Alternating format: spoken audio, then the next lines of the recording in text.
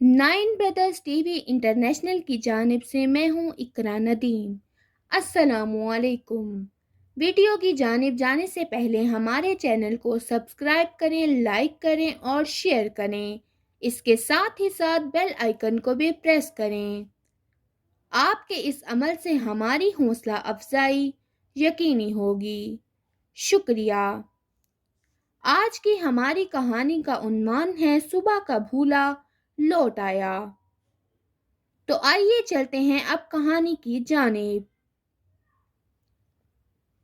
मेरी शादी मुनव्वर से होने ही वाली थी कि मेरी माँ ने रोला डाल दिया।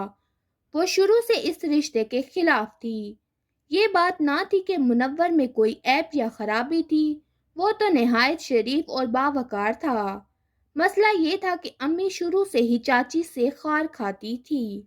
इसकी एक वजह ये थी कि चचा की आमदनी कलील थी। वो एक मामूली सरकारी मुलाजिम थे और उनके 5 बच्चे थे।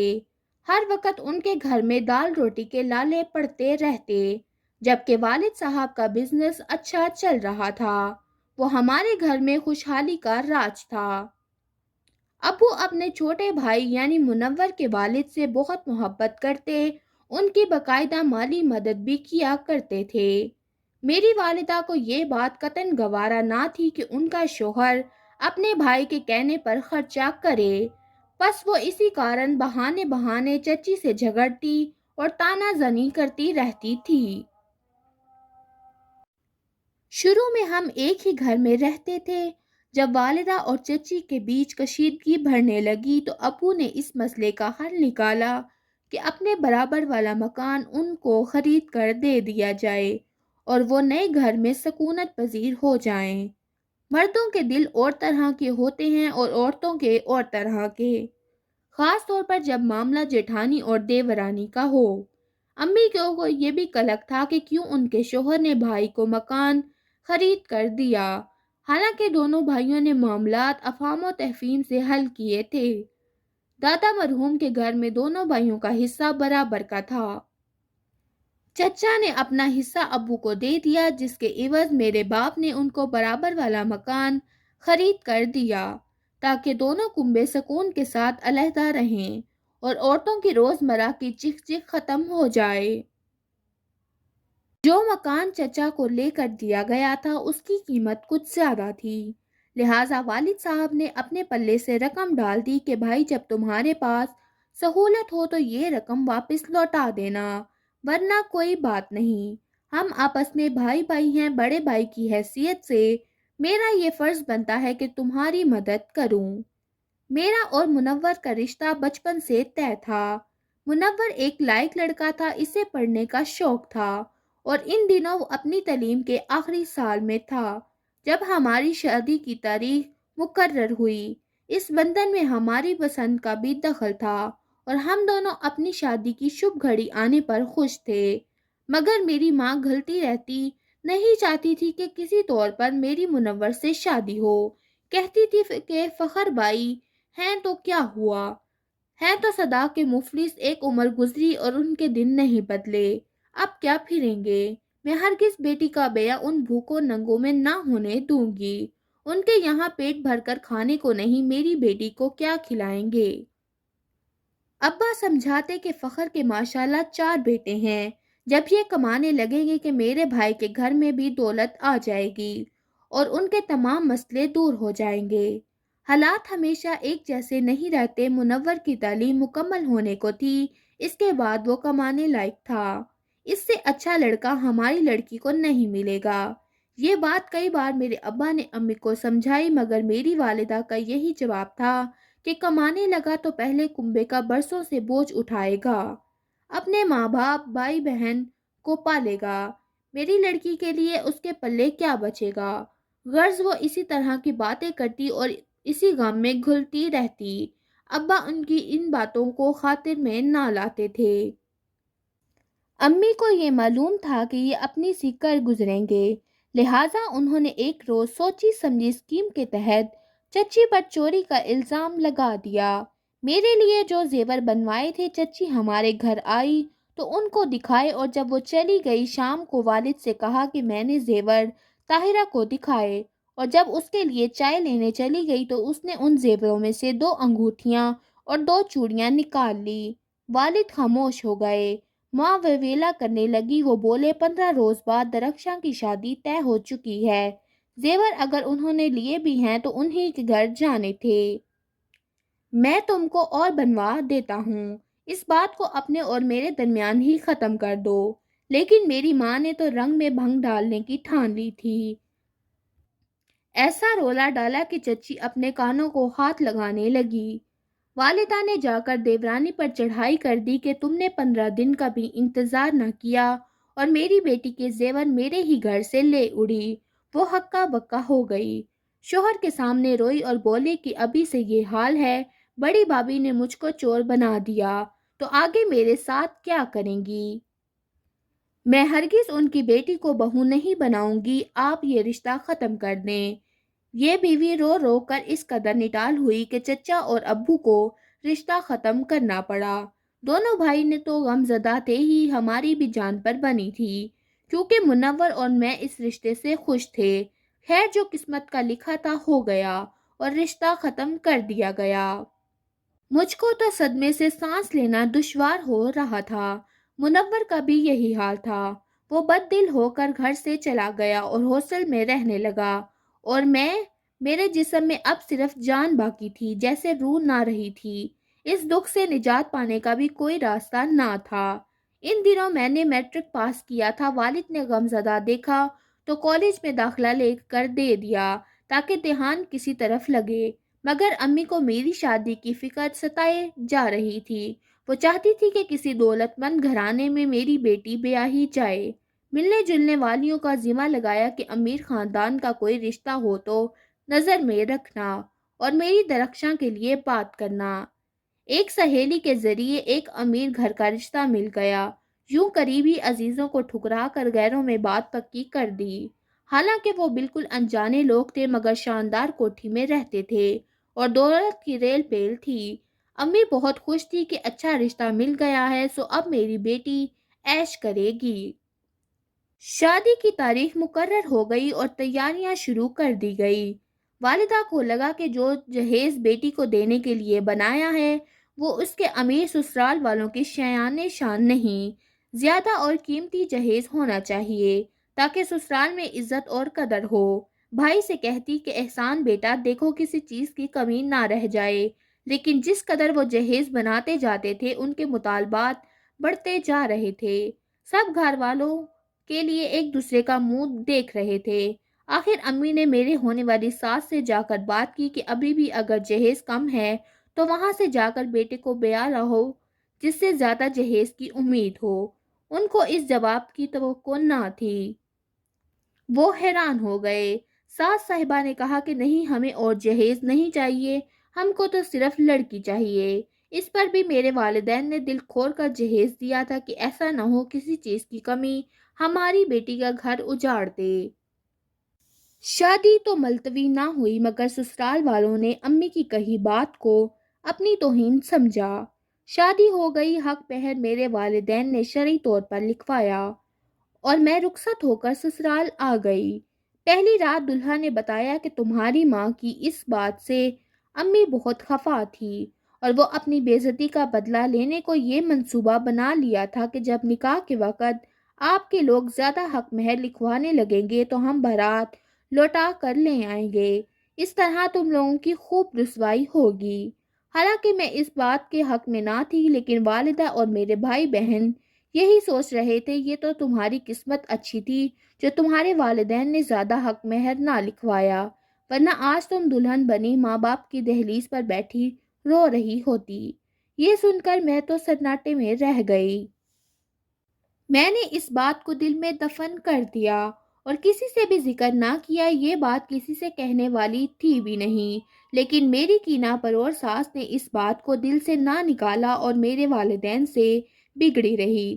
ہر بات میں نوک جھونک، مجھ سے بدسلوکی اور جہیز میں 100 نقص کہتی۔ لوگ تو اس سے بھی زیادہ اچھا جہیز دیتے ہیں اپنی بیٹیوں کو۔ میں ان باتوں کو اس وجہ سے نظر انداز کرتی رہتی کہ نئی زندگی کی شروعات ہے، بدمزگی نہ ہو جائے۔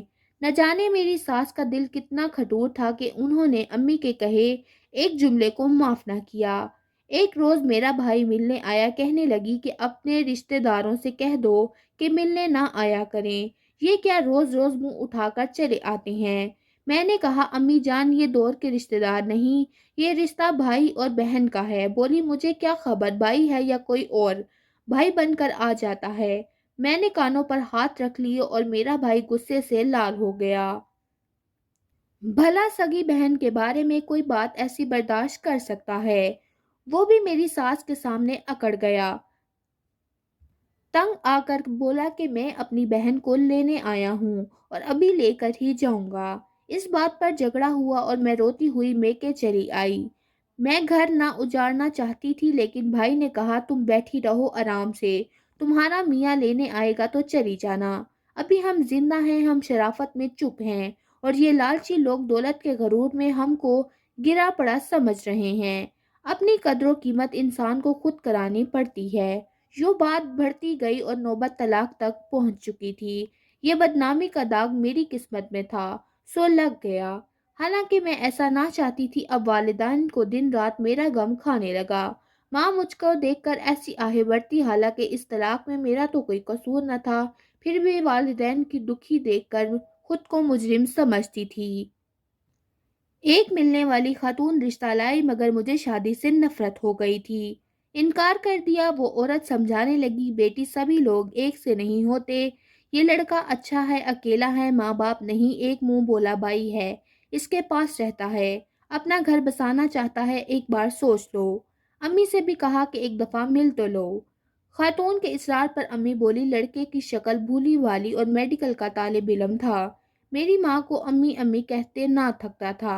امی سیدھی سادھی اس کی باتوں میں آ گئی اور یہ لڑکا ان کو پسند آ گیا۔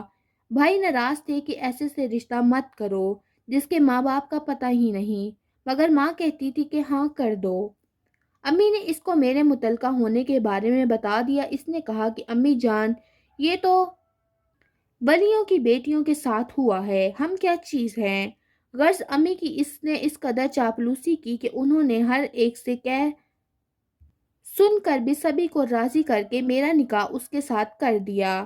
اس کا نام نوید تھا۔ میری والدہ کو ظاہر کروایا کہ ابھی حالات ضرور مشکل ہیں، کوئی مجھے سپورٹ کرنے والا بھی نہیں، ٹیوشن پڑھاتا ہوں تو تعلیمی اخراجات بھرتا ہوں، لیکن میری قسمت سمجھ لائے گی، ڈاکٹر بن جاؤں گا تو سب دکھ دور ہو جائیں گے۔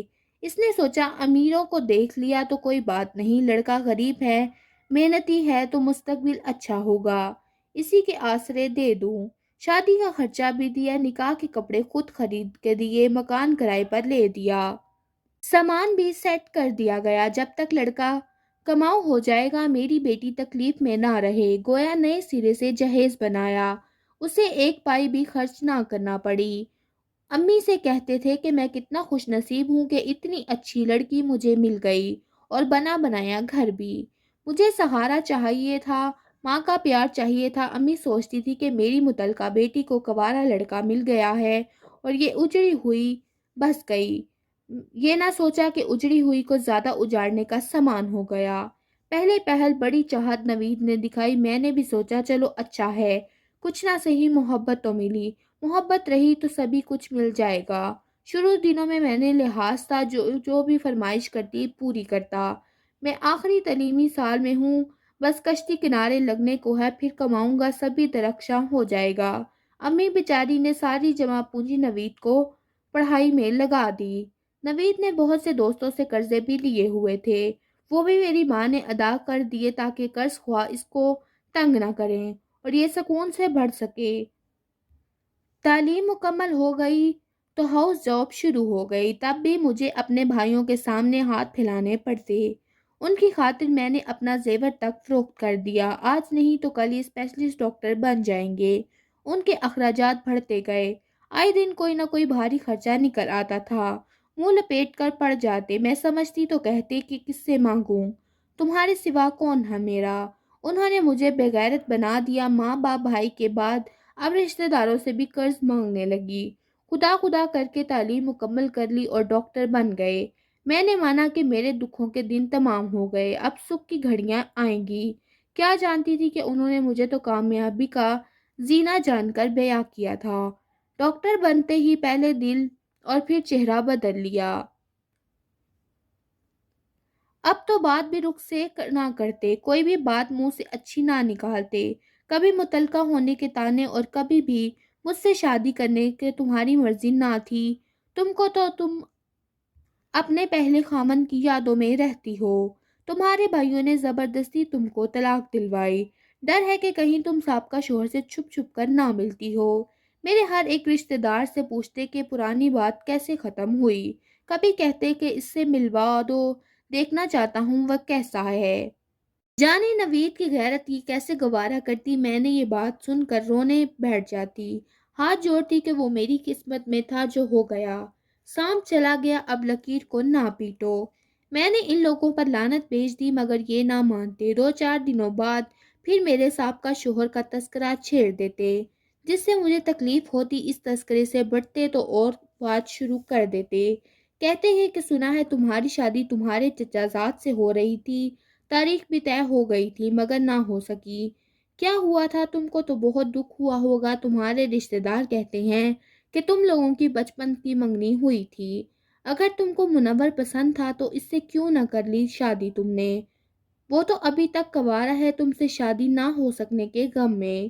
اچھا ماں نے نہ ہونے دی ہوگی مجھ سے جو کرانی تھی، ایک ڈاکٹر سے، ڈاکٹر دماد چاہتی تھی نا وہ، اب بھی اگر چاہو تو تمہاری خوشی پوری کر سکتا ہوں، تمہارے راستے سے ہٹ جاتا ہوں، تمہارے بہت احسانات ہیں مجھ پر، مجھے ڈاکٹر بنایا ہے تو کیا میں اس احسان کے بدلے تمہارے دل کی خوشی بھی پوری نہیں کر سکتا؟ یوں ہی روتے روتے ہماری شادی کو 6 سال گزر گئے۔ اب یہ اپنے پیروں پر کھڑے ہو گئے تھے، ہسپتال میں ملازمت مل گئی، اچھی تنخواہ مل رہی تھی، میں ان کو جاہل اور کم تر نظر آنے لگی۔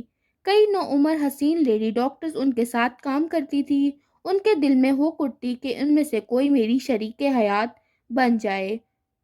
سب اسی طرح لالچی نگاہوں سے ان کو دیکھتے تھے۔ یہ خدا کی مرضی ہے کہ مجھ بد نصیب کو اولاد نہ ہوئی اور نوید کو دوسری شادی کا بہانہ مل گیا۔ مجھ سے دوسری شادی کی اجازت مانگنے لگے۔ کچھ دن سوچنے کے بعد میں نے اجازت نامے پر دستخط کر دیے اور اپنے والدین کو نہ بتایا، کیونکہ میں دوبارہ طلاق کا ٹیکہ اپنے ماتھے پر نہ لگوانا چاہتی تھی۔ مرد میں بھی خرابیاں ہوں تو سارے قصور عورت کے نام لکھ دیے جاتے ہیں۔ اب یہ مجھے بانجھ ہونے کے بھی طعنے دینے لگے۔ خدا کی کرنی اولاد ان کو دوسری بیوی سے بھی نہ ہوئی۔ وہ تو خود ڈاکٹر تھی، اس نے اولاد کے لیے اپنے ٹیسٹ وغیرہ کروانے تو صحیح تھے لیکن نوید کے ٹیسٹ صحیح نہ تھے، گویا اولاد نہ ہونے کے سبب خود ان میں کمی کے باعث تھا۔ ان کی دوسری بیوی نے تبھی طلاق لے لی اور ان کو بدنام بھی کیا۔ یہ پھر لوٹ کر میرے پاس آ گئے، کہتے تھے کہ اس عورت نے مجھے سکون دینے کی بجائے میرا رہا سہا سکون بھی لوٹ لیا ہے، تم ہی میری اصل شریک حیات ہو، میری بیوی ہو، تم نے صبر کیا تو دیکھو میں پھر سے تمہارے پاس لوٹ آیا ہوں، اور میں سوچتی ہوں کہ صبر تو عورت ہی کو کرنا ہوتا ہے، کیونکہ اولاد نہ ہو اور وہ قصوروار نہ ہو تو صبر کر لیتی ہے، شوہر نہیں بدلتی، مگر مرد کی شاید یہ فطرت ہے کہ وہ بیوی بدلنے میں دیر نہیں کرتا۔